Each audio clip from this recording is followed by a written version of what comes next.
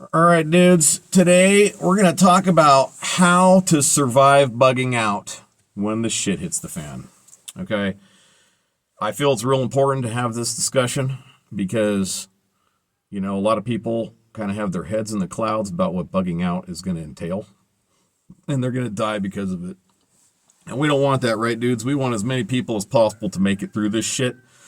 So we're going to talk about it. We're going to talk about the big challenges that you're going to have bugging out, and we're going to talk about how we can apply the 80-20 principle to give us a better chance at making it, okay? And for those of you that are just joining the channel, 80-20 means that 20% of the work you do produces 80% of the results. So in my channel, we always talk about that. We focus on it, and then you guys do more of the 20% that produces the results, all right?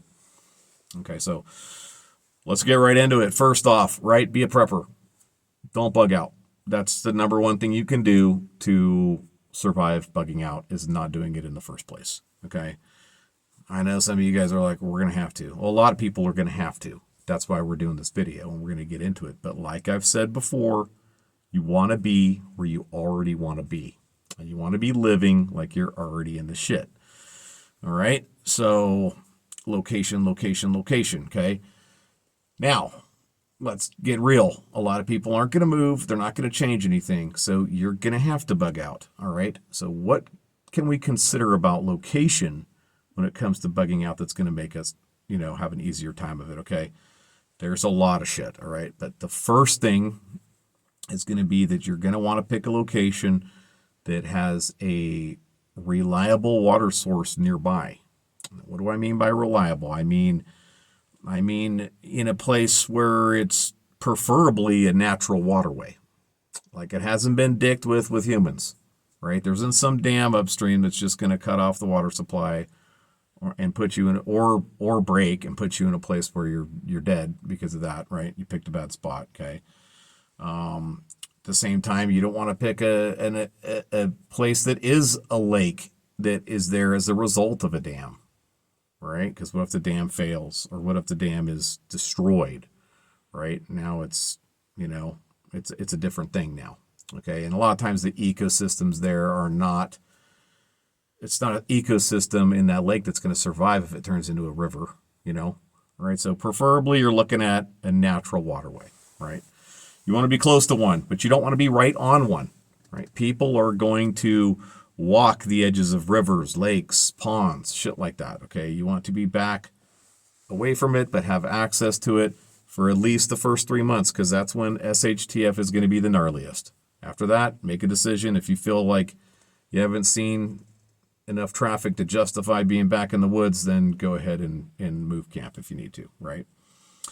Another big thing, big that we want to consider is southern exposure, all right? And a lot of people don't know what that means, but what that means is that the sun shines light on your spot all 365 days a year. That's what you want, guys. I'm going to tell you a quick story, okay? Where my cabin is located, I am on the north side of a small little valley, and I'm on a bit of an incline and facing the sun. I've got great southern exposure year round, okay? Good friends of mine, a couple, live across the valley on the south side of the valley. And in the summertime, it's great at their place. But in the wintertime, it sucks ass, dudes. They are in the shadow of a mountain for like 5 months. I will literally go up there towards the end of the winter, and there will be little patches of snow on my property, and there will still be 3 feet on theirs. You do not want to pick a spot in the shadow of a mountain in wintertime. You want to have southern exposure year round. All right, dudes? And preferably you're in a spot where your actual domicile, okay, whatever shelter you're going to make, build, bring with you, cache there, whatever it is also going to have southern exposure year round, okay? What else we want to talk about? We want to talk about location when it comes to like yearly precipitation, right? You don't want to pick a place that's nice in the summer, but is going to get 10, 12 feet of snow in the wintertime. It's going to suck there, okay? You also don't want to pick a place that's got extremes of heat in the summertime, but is nice in the wintertime. And you also want to take a look at the native population in your area. Did they move? Did they have a winter camp over here and a summer camp way up here in the mountains? Right? Is that what they did? Because a lot of native cultures, they moved, guys. Right? Like out here, I know that they had a summer camp up in the mountains where there's like nice native trout and shit like that, and it was nice and cool, and there's a lot of trees, right? And in the winter, they would move down and camp in the lowlands next to a body of water. Because why? Because people need water for one, but also thermal mass of a lake or a big river. I'm going to get into it. I'm going to do a whole video on thermal load that is going to blow shit wide open for a lot of people that don't consider it, okay? But they're literally spending their winter in an area where that body of water changes the microclimate in camp, okay? I'm going to get into it. It's going to blow minds, I'm telling you, all right? So you need to think about that. What did the natives do? Did they move? Did they not? Did they do camp year-round? Because our colonial mindset these days is like, let's just go camp at one spot. Let's stay there all year round, right? I'll kill enough deer in the summertime that I can preserve enough food and make it through the winter. Winter's going to suck that way. It just is, you know. Another thing to consider is game in your area. Do the deer winter where you have your bug out spot, right? In the wintertime, do they winter there? Because that is a big, big plus. A lot of people don't think about that shit, right? Something else, I'll get into that. I'll get into that later with the next part, okay? All right, so that gives us some good ideas of what we need to consider regarding location. Those are all big ones, okay? Think about that shit. Look it up, you know, see what you can do to figure it out. Make sure you pick a good spot, okay? All right, so let's get into the next part. We're going to get into actually making it to your bug out spot. And I want to say that there's a very big thing that all of us need to be thinking about when it comes to this.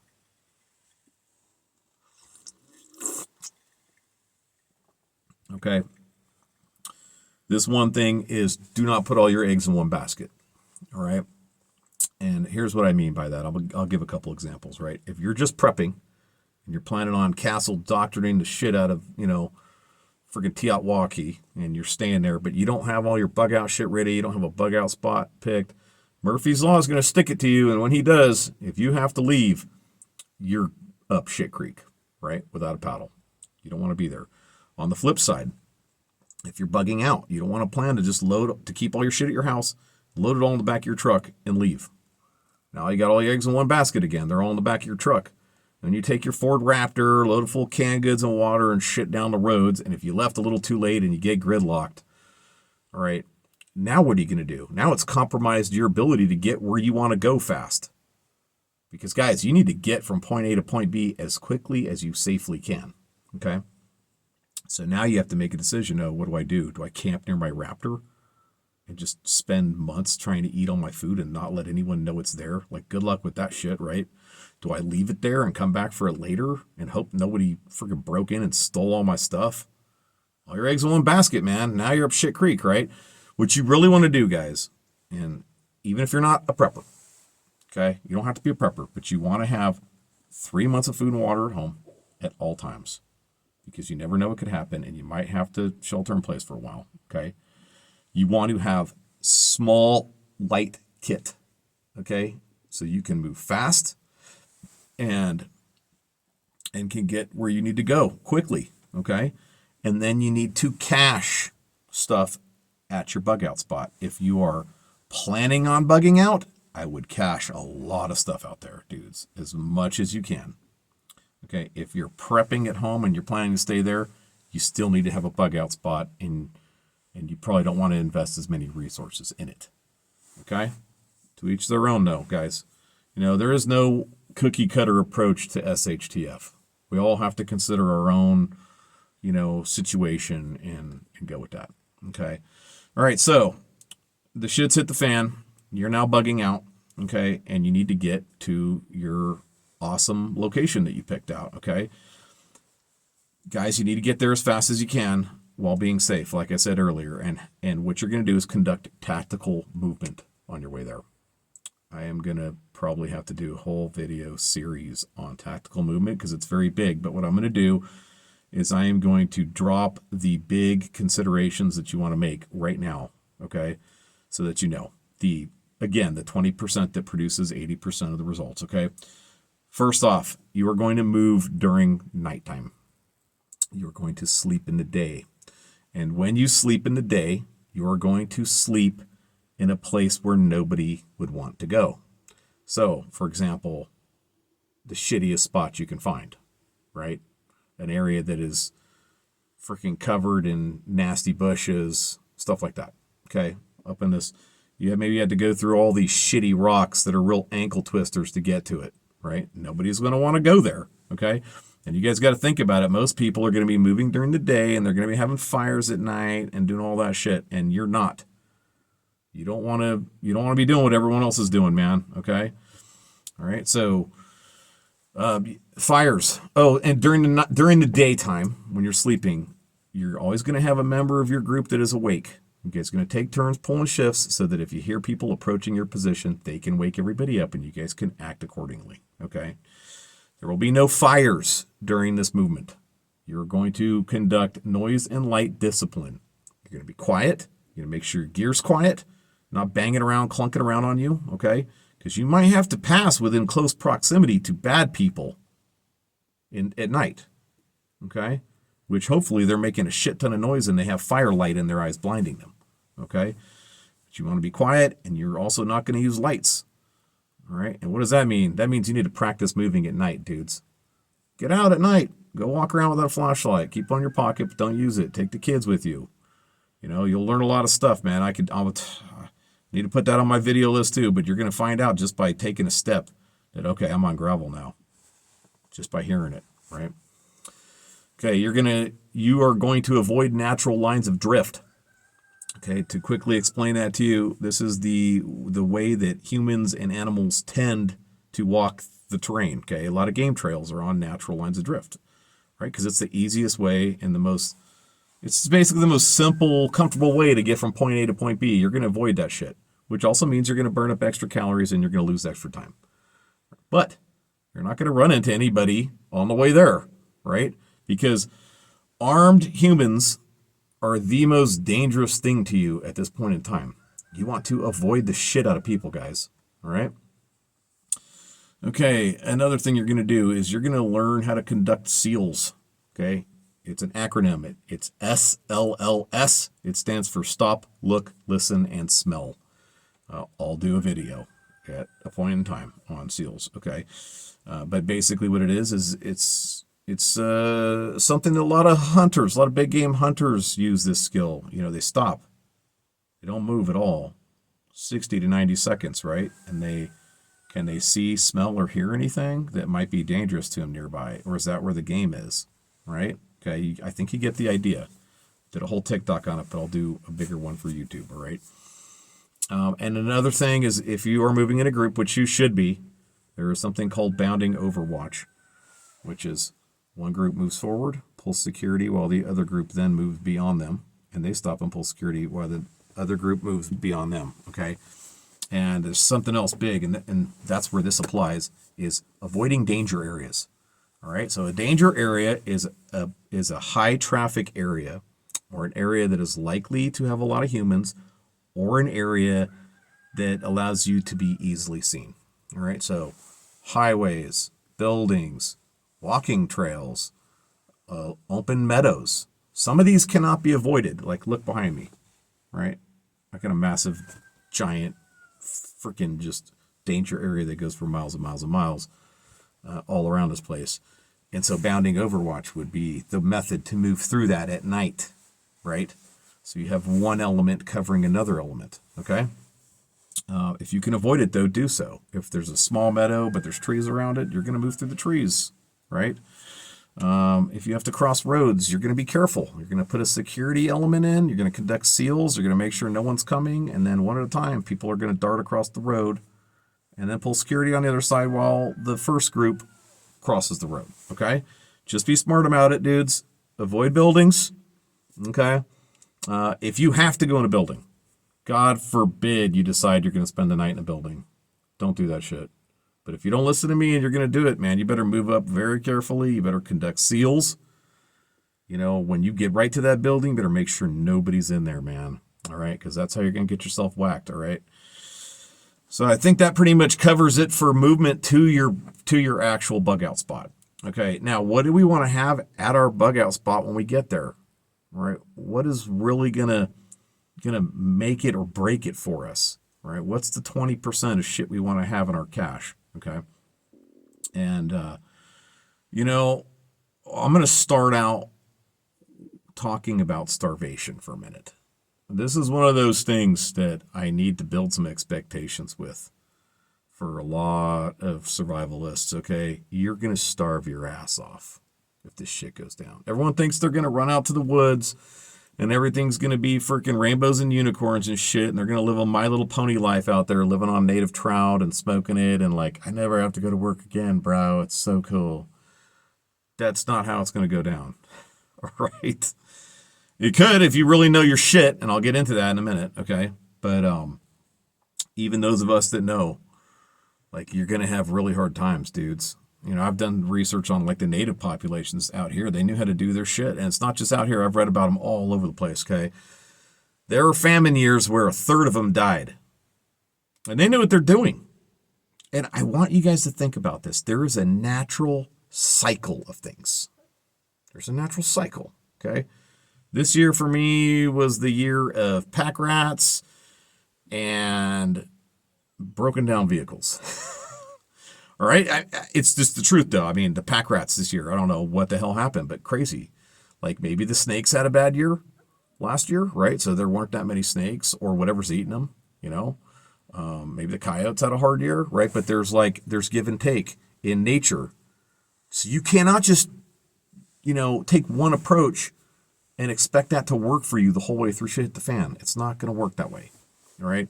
You have to have some variety in there. You have to be able to like bend like a reed in the wind, man. You know what I'm saying? To adjust. Okay.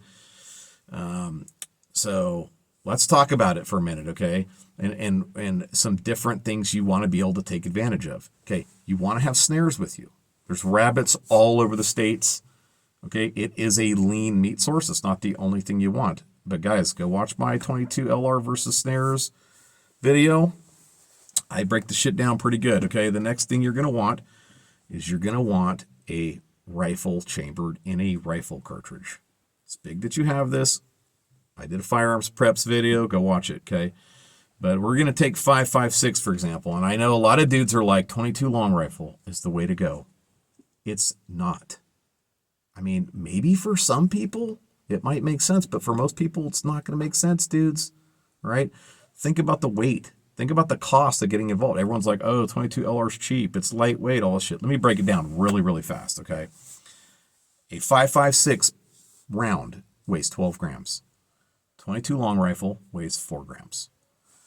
But with one 5.56, I can put enough meat on the table to last for weeks and weeks.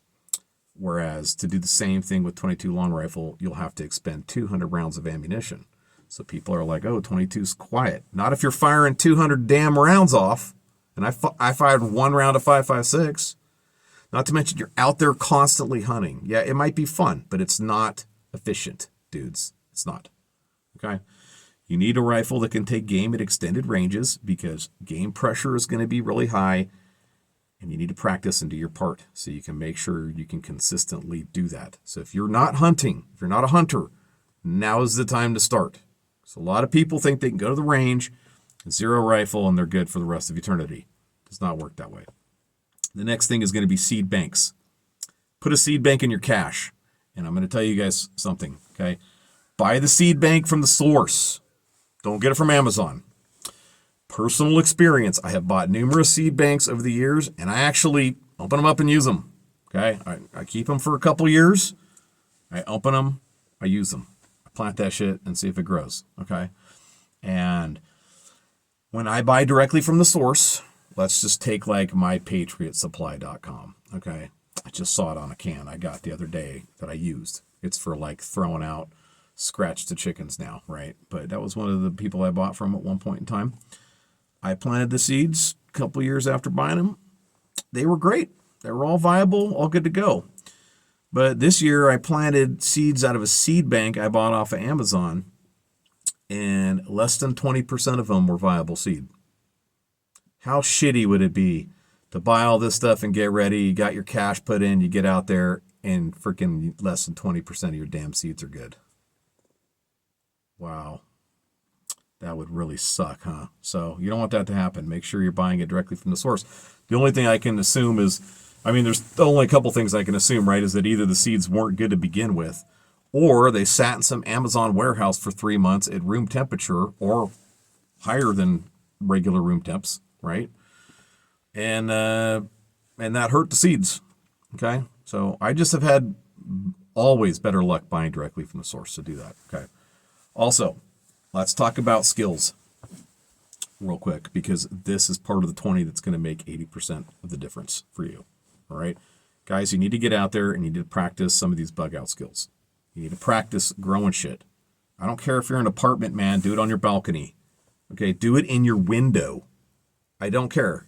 Find a way to do it, to practice that skill and to learn something about it that you can put in your head. Oh, real quick, caches, books. Books is great. You guys know all the other shit, right? You know, to store freaking dried goods, canned goods. You know, you don't need water, right? But you probably want to have some water filters just in case, some cooking utensils, first aid, all that shit, ammunition, right? All the heavy stuff, okay? But skills, man, okay? Practice it. Practice growing shit. Practice tactically moving. Practice moving at night, okay? Practice conducting seals. Just go for a hike and look at the natural lines of drift. Get off the trail. Spend some time off the trail, okay? Spend some time learning how to move around and keep it quiet, all right? Now, here's the thing. Guys, you don't have to invest a shit ton of time doing this, okay? What happens is that whenever you get involved into something new, all right, the learning curve is very steep initially, right? And then as you become more and more knowledgeable, it kind of starts to peter out a bit, and then eventually you reach a point in time where you know so much that it's hard to learn new things that are going to help you out, okay? So just get out and start doing some of this stuff now, and the learning curve will be really steep, and you'll be up here instead of down here if the shit goes down, okay? I think that's it, guys. I'm going to wrap it.